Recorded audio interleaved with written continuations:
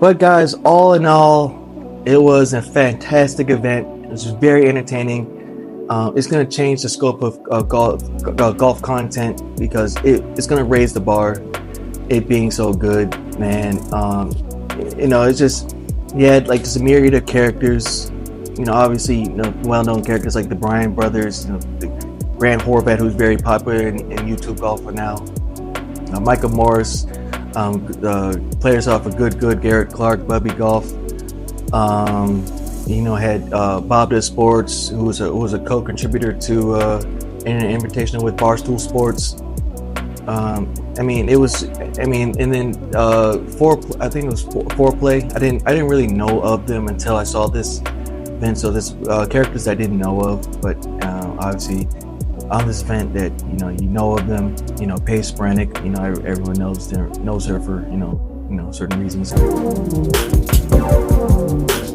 Luke Kwan, which Luke Kwan, he's a character I gotta get into.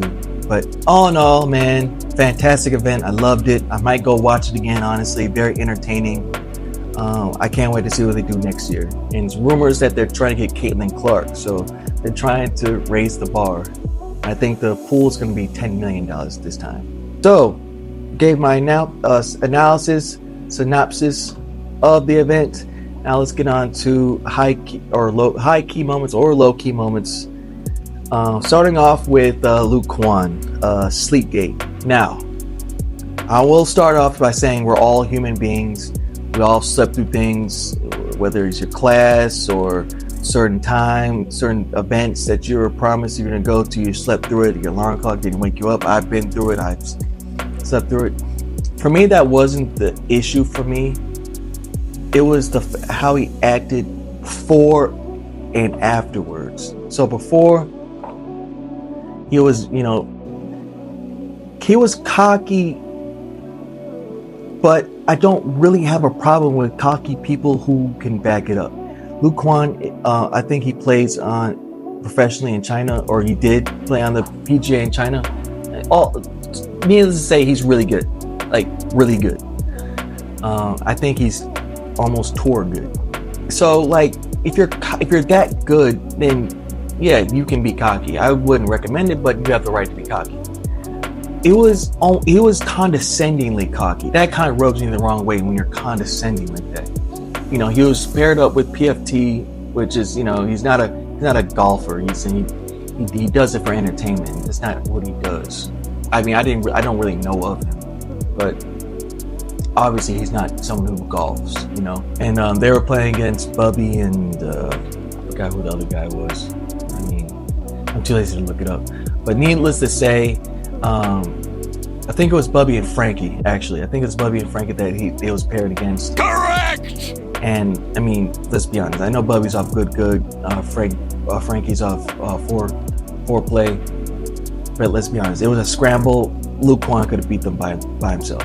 I mean, he's that good. And not taking a shot at Bubby and Frankie, but Luke Kwan is also the definition of a stick golfer. So he has the right to be cocky.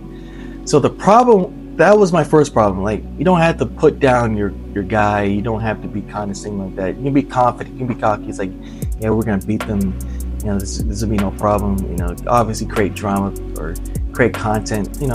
That's the scope of it. That's what you do. Then I think his tee time was at 9:30, and he slept through it. And I think the only reason he got to the golf course was because his teammates had to go get him. So here's my first thing. If you're on a team and you notice one of your best players is not on the range getting warmed up, why isn't it your first thought to be like, where's Luke? Why isn't Luke here? Obviously he's grown. You're not their father. You're not their mother. You can't be like watch him every waking moment. But it's like, at least give him a call, or he's not answering calls. His tee time's getting closer. It's like, okay, maybe we need to go get him. But they waited afterwards, after PFT teed off, and he looked like he was getting ready nonchalantly. They caught him with his underwear out. So he finally managed to get there, And I think when he got there, PFT was in the fairway. And I think it was a drop shot. I can't remember what shot it was, but he was in the fairway. So the first controversial moment was, what are we gonna do with Luke Kwan? Because under official PGA rules, if you miss your tee time in a match play event, and I think it's a team format, I think he's disqualified. I don't think he should be. I don't think he should be disqualified from the entire event. I don't think that's the rule, but from the scramble that he was in with PFT, he should have been disqualified. Now, obviously, that's not the right move in a format like this, in an invitational. And Dave was put in a spot where he had to make a decision. For me, I would have, at the very most, or I would say at the worst, he would have teed off on the next tee shot. He would have teed off on 2. That's me. He didn't let him play for 4 holes. I was like, man. I don't know if I would have done that. I understand where he's coming from because, under the normal rules, he should have been disqualified. But obviously, you don't want to do that. So he was put in a bind. I think 4 holes was steep. He didn't join until like the 5th hole, I think. Which PFT didn't win any holes. It was 2 against 1. He's not a really golfer against people who do golf. So he didn't stand a chance. And they would have to win every hole in order to have a chance. And, they didn't do that. And that was supposed to be a easy point for the team that he was on. And it didn't come out to fruition because he missed his tee time. And so another reason why it rubbed me the wrong way how he acted was that he was helping a PFT while he was golfing, giving him reads on the green and giving him advice, and he was like very condescending again, saying, you're not going to make this putt, just get it close. And it's like, I mean, I know you want to be realistic, that's your thing, but like you have to be encouraging to your teammate, you know what I'm saying? And the whole time just looked like he didn't care. His excuse was he just came from Norway, which, if that's the case, then he should have been fresh. Look, I'm not an expert on time zones, but whatever. That was his excuse. I felt like he should have been more apologetic at the start. It's like, my bad. That was my fault. I'm sorry I let you down. I'm going to do my best to make it up. When I get down and play, I'm going to go balls to the wall. I'm going to give it my best shot. And then alternate shot later in the afternoon, I'm going to make it up to you guys. But no, he was very big excuses. Like, man, I wish I'd have woke up, or I just came from Norway. It is what it is. Now, that's his mentality. And that's the reason why he's really good at golf. Because, amateur golfers like myself, we put so much pressure on ourselves and like put so much stakes on a shot. And if it doesn't come out, then it's the end of the world and we're down on ourselves. Like, why can't we play this golf, be this good at golf?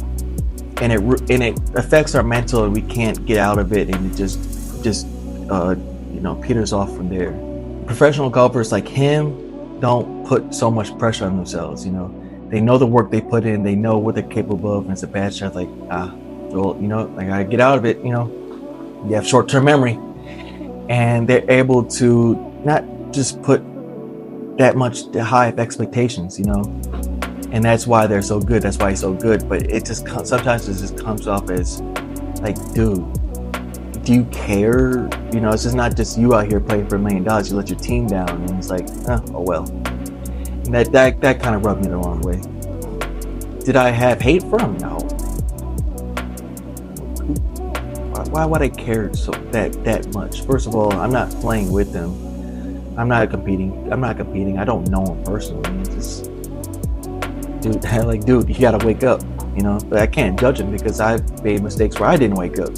So it is what it is. He got hate for it, and it's like, he made a 3-hour long apology video. But it is what it is. I mean, It was great for content.